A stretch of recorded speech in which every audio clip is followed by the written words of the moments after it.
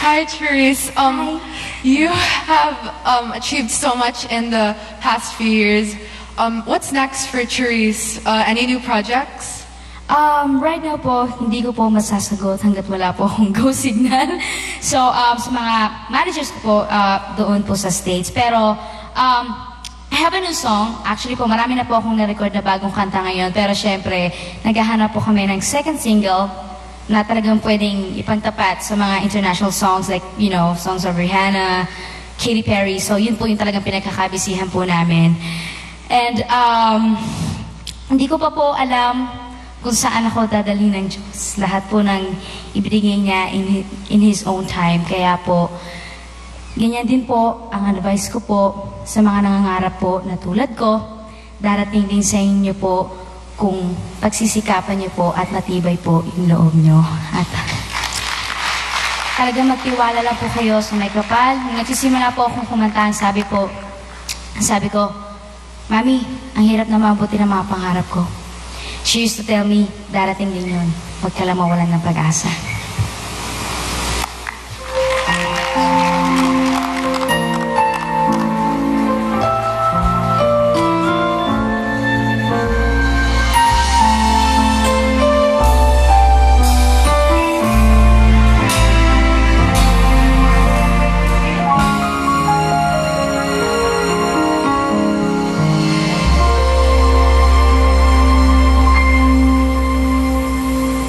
Kung hindi ngayon ang panahon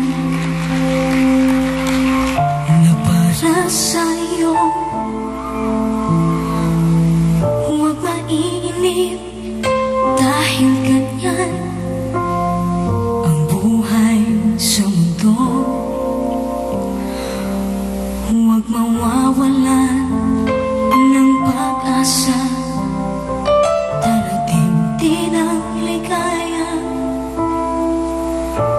Isipin mo'y may bukas pa na mayroong saya.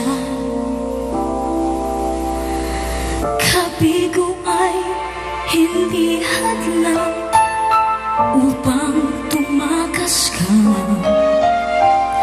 Huwag kang iiwas pag nabibigo, dapat nga lumaban ka.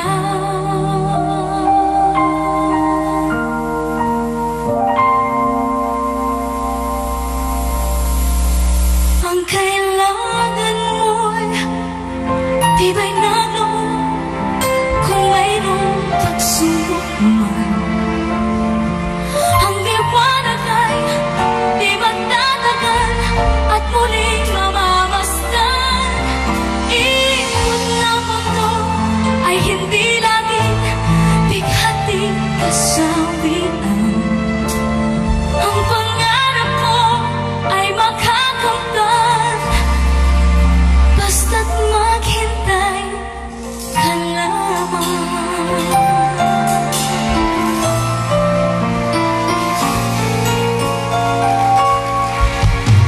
Kung hindi ngayon ang panahon na para sa'yo, huwag maiinip dahil ganyan ang buhay sa mundo. Huwag mawawalan ng pag-asa, darating din ang ligaya. Ang isipin mo'y may bukas pa na mayroong saya. Kabigo ay hindi